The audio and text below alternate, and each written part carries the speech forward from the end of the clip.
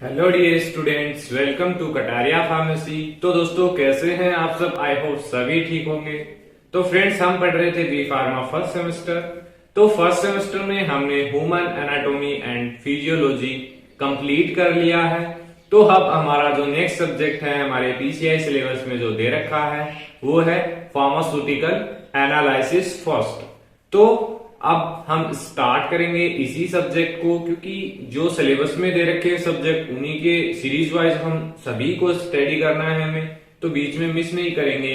तो अब second subject हमारा फार्मास्यूटिकल एनालिसिस है, तो इसको हम स्टडी करेंगे। आज हमारा ये फर्स्ट लेक्चर होगा, तो फर्स्ट में इसका इंट्रोडक्शन या फिर कुछ टॉपिक्स भी इसके अंदर इंक्लूड करेंगे।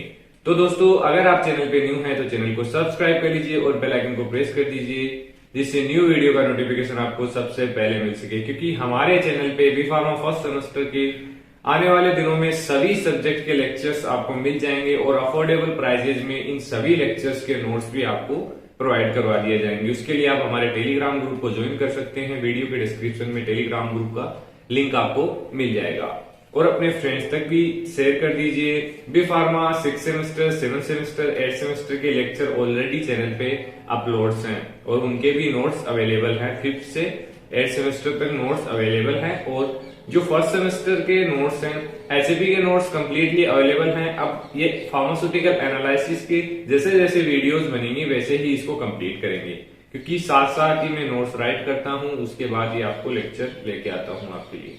तो ये सब याद रखना आप। बिना देरी के अब स्टार्ट करते हैं आज के इस लेक्चर को। बहुत ही इंपॉर्टेंट लेक्चर है। इससे आपको जो कंप्लीट सिलेबस है इसका इंट्रो आपको पता चल जाएगा कि क्या इस सब्जेक्ट के अंदर आपको स्टडी करना है। तो फर्स्ट देख लीजिए, फार्मास्यूटिकल एनालिसिस सब्जेक्ट्स का ही टॉपिक है।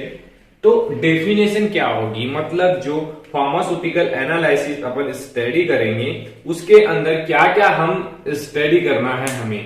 तो एक बात और ध्यान रखना, फार्मास्यूटिकल फर्स्ट हमारे जो एनालिसिस है वो फर्स्ट हमारे फर्स्ट सेमेस्टर में है और जो सेकंड होगा इंस्ट्रूमेंटल मेथड्स ऑफ एनालिसिस वो हमारा होगा 7th सेमेस्टर में। इतना गैप होगा, उसके बाद जाके आपको पढ़ना पड़ेगा। लेकिन जो इंट्रो आएगा इसका, इसमें सभी जो दोनों सब्जेक्ट हैं उनमें क्या क्या स्टडी करना है वो सभी यहीं पर आपको पता चल जाएगा।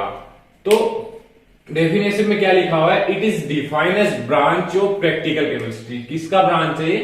Practical chemistry. अब प्रैक्टिकल केमिस्ट्री में क्या क्या हो सकता है? That involve a series of process of identification. अब आइडेंटिफिकेशन में कोई भी कंपाउंड होता है, ड्रग्स हो सकती है, कोई भी हो सकता है, मिक्सचर ऑफ ड्रग हो सकता है।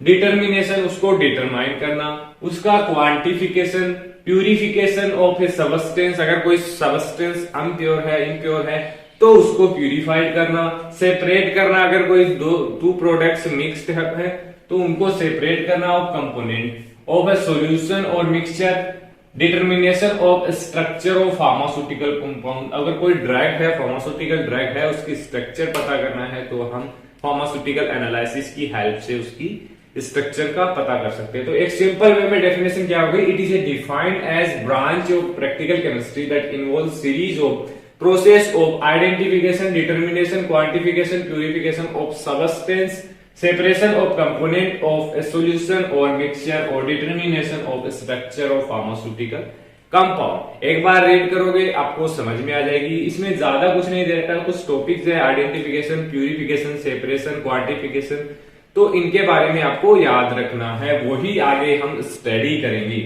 अब देख लेते हैं कि फार्मास्यूटिकल एनालिसिस के क्या क्या स्कोप्स हैं, ये कहां कहां इसका यूज किया जाता है।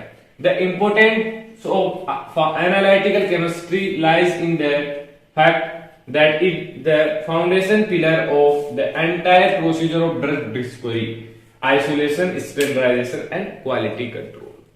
जो एक ड्रग को डिस्कवर करने की कंप्लीट प्रोसेस होती है, उसके आइडेंटिफिकेशन से लेके उसके जो क्वालिटी कंट्रोल टेस्ट और मार्केट में आने तक, तो उसकी जो कंप्लीट प्रोसेस होती है वो एनालिसिस से होकर गुजरती है। तो एक फाउंडेशन पिलर हो गया इस प्रोसेस का कि अगर ये फार्मास्यूटिकल एनालिसिस नहीं हो तो एक ड्रग प्योरली मार्केट के अंदर नहीं आ सकती है। Nowadays the analytical technique are popularly used in the following fields। कौन कौन सी टेक्निक्स हैं? ज्यादा नहीं लिखना है। आपको स्कोप आता है तो ये तो नहीं है आपको कि 10 मार्क्स में स्कोप पूछ लेगा, ऐसा कुछ नहीं है। तो स्कोप के बारे में अगर पूछता है तो आप इतना लिख सकते हैं और देन उसके बाद ये पॉइंट आप लिख सकते हैं। फर्स्ट है बायोलॉजिकल सैंपल्स एस्टिमेशन, सैंपल का पता लगाना। फूड डिटर्मिनेशन, जो फूड प्रोडक्ट्स हैं उनको डिटरमाइन करना है कि उनके अंदर कोई इंप्योरिटीज तो प्रेजेंट नहीं है। Dairy product estimation. Soil study, जो सोइल है उसकी भी तो स्टडी की जाती है कि सोइल में जो न्यूट्रिएंट्स हैं, जो भी हैं रिक्वायरमेंट्स है वो प्रेजेंट है या नहीं, तो उसमें भी एनालिसिस का यूज किया जाता है। फोरेंसिक डिटर्मिनेशन, जो क्रिमिनल केसेस होते हैं उनमें भी एनालिसिस का यूज किया जाता है, आपने सुना होगा।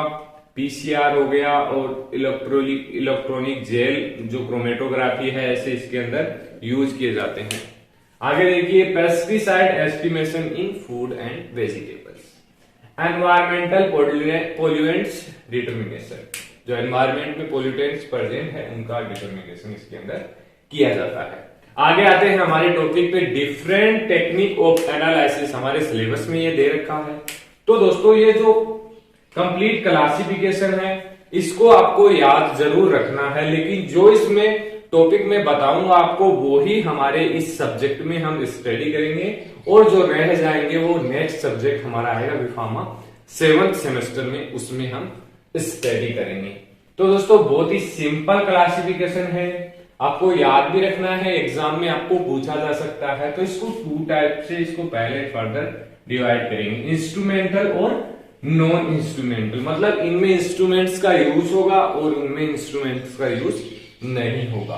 तो इसको फर्दर 4 टाइप में हमने डिवाइड किया है। इसमें फर्स्ट है इलेक्ट्रो एनालिटिकल, सेकेंड है स्पेक्ट्रो एनालिटिकल, थर्ड है क्रोमेटोग्राफी। क्या? इलेक्ट्रो, स्पेक्ट्रो, क्रोमेटोग्राफी, और लास्ट में अदर।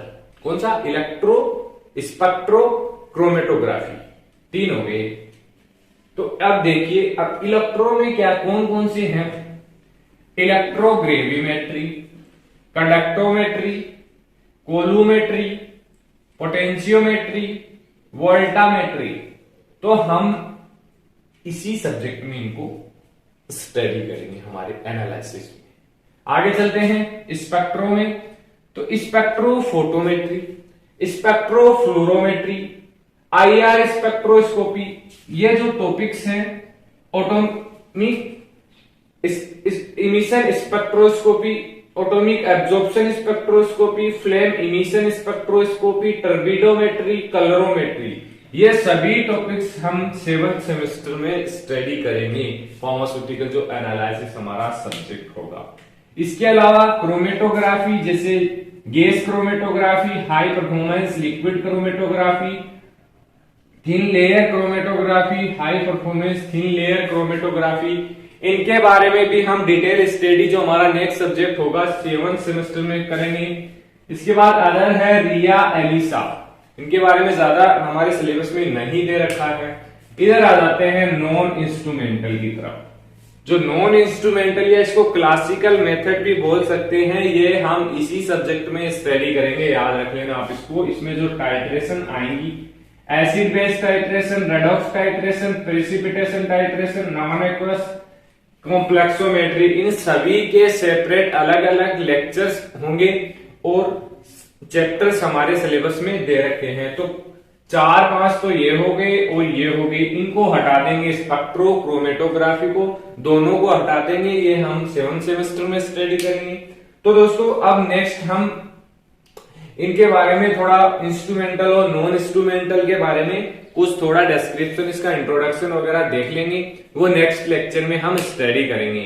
तो दोस्तों आशा करता हूं काफी हद तक आपको समझने को मिला होगा कि इस सब्जेक्ट में हमें क्या क्या स्टडी करना है, और हम आपको इजी वे में सभी लेक्चर्स के साथ हम समझाएंगे। आपको घबराने की बिल्कुल भी जरूरत नहीं है। हाँ, एक बार आप कटारिया फार्मेसी के साथ जुड़ जाइए, आपको 8 सेमेस्टर तक 1% भी आपको कोई भी प्रॉब्लम नहीं आएगी। आपको नोट्स भी मिलेंगे, लेक्चर्स भी मिलेंगे, बहुत ही इजी वे में मिलेंगे, इतना हार्ड नहीं है। और ये भी नहीं हो सकता कि अगर आप हमारे नोट्स स्टडी कर रहे हैं तो आपको सप्लाई आने के चांसेस तो बिल्कुल 0% हो जाएंगे अगर आप अच्छे से स्टडी कर रहे हो।